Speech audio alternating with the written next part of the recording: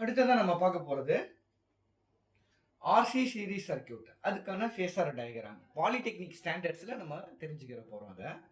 ஒரு RC series circuit. ஆர்ங்கிறது ரெசிஸ்டரை குறிக்குது. சிங்கிறது கெப்பாசிட்டரை குறிக்குது. ஆரும் சியும் எப்படி கனெக்ட் ஆயிருக்கு அப்படின்னா சீரீஸ்ல கனெக்ட் ஆயிருக்கு. ஓகேவா? அதுக்கான டயக்ராம் போடலாமா? ஒரு ரெசிஸ்டன்ஸ், ஒரு கெப்பாசிட்டன்ஸ், ரெண்டும் சீரீஸ்ல இருக்கு. ஒரு அக்ராஸ் த ஒரு ஏசி. ஓகேவா? இது ஏசி, இது ஆர், இது சின்னு வச்சுக்கிடுவோம். இப்போ பார்த்துக்கிட்டிங்கன்னா ஆல்ரெடி நம்ம ஆர்எல் சீரிஸ் சர்க்யூட்டை பற்றி பார்த்துருக்கோம். அதை பார்க்காதவங்க அந்த வீடியோவை பார்த்துட்டு இது பாருங்க.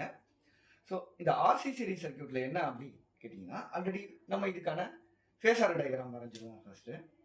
அதுக்கு முன்னாடி வேவ் ஃபார்ம் எப்படி இருக்குங்கிறத பார்த்துருவோம்.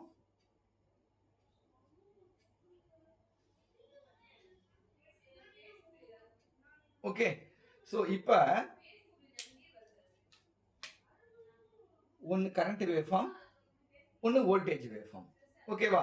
இந்த ஆர்சி சீரிஸ் சர்க்யூட்ல என்ன நடக்குது அப்படின்னா voltage lags the current by an angle 90 degrees. ஓகேவா? அதுதான் ஆர்சி சீரிஸ் சர்க்யூட். ஓகேவா?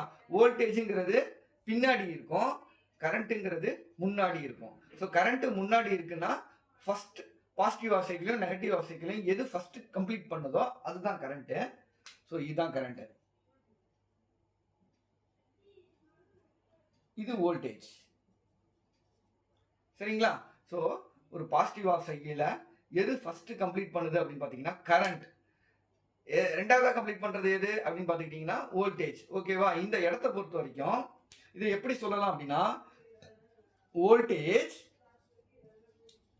Lakhs current by an angle theta. So இதுக்குமான இடைவெளி ஆங்கிள் வந்து தீட்டா அப்படின்னு நம்ம எடுத்துக்கிறோம். ஓகேவா? Voltage lags the current by an angle theta. சரிங்களா? ஸோ இதுக்கான ஃபேஸர் டயக்ராம் எப்படி டயக்ராம் வரைகிறதுனா இதில் ஆரும் இருக்கு, சியும் இருக்கு. ஓகேவா? ஒரு பியூர் ரெசிஸ்டிவ் சர்க்யூட்க்கான ஃபர்ஸ்ட் ஃபேஸர் டயக்ராம் வரைஞ்சிருவோம். இது விஆர், இது கரண்ட். அதாவது ஒரு ரெசிஸ்டிவ் சர்க்யூட்ல வோல்டேஜும் கரண்ட்டும் இன்ஃபேஸ்ல இருக்கும். ஓகேவா? அதாவது அதுக்கு இடையிலான ஆங்கிள் வந்து 0 ரெசிஸ்டிவ் சர்க்யூட்டா இருந்தா. இதே இண்டக்டிவ் சர்க்யூட்டா இருந்தா வோல்டேஜ் வந்து leads the current by an angle 90 degreesனு நம்ம வரைஞ்சிருப்போம். பட் வேறஸ் இதுல பாத்துக்கிட்டீங்கன்னாக்கா voltage lags the current by an angle 90 degrees. அதாவது இண்டக்டர்ல voltage lags the current by an angle 90 degree. அதாவது கரண்ட்ல இருந்து 90 டிகிரி பின்னாடி நாம இதை வரையணும். அதுதான் இந்த இடத்துல கான்செப்ட். ஓகேவா? இப்படி வரையணும் கீழே டவுன்வர்ட்ஸ்ல. அதாவது கரண்ட்டுக்கு பின்னாடி 90 டிகிரிஸ்க்கு வரைஞ்சோம் அப்படின்னா நமக்கு கிடைக்கக்கூடியது விஎல், சாரி விசி. ஓகேவா? வோல்டேஜ் அக்ராஸ் த கெப்பாசிட்டர், அதுதான் விசி. நம்ம ரிசல்டன்ட் போடுறோம். இது தீட்டா, அதாவது phase angle between voltage and current. ஓகேங்களா? அதுதான் வந்து தீட்டா.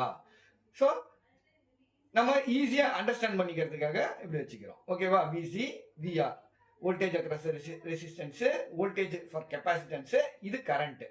ஓகேவா? ஸோ கரண்ட்லேருந்து voltage across the capacitor lags by an angle theta. ஓகேவா?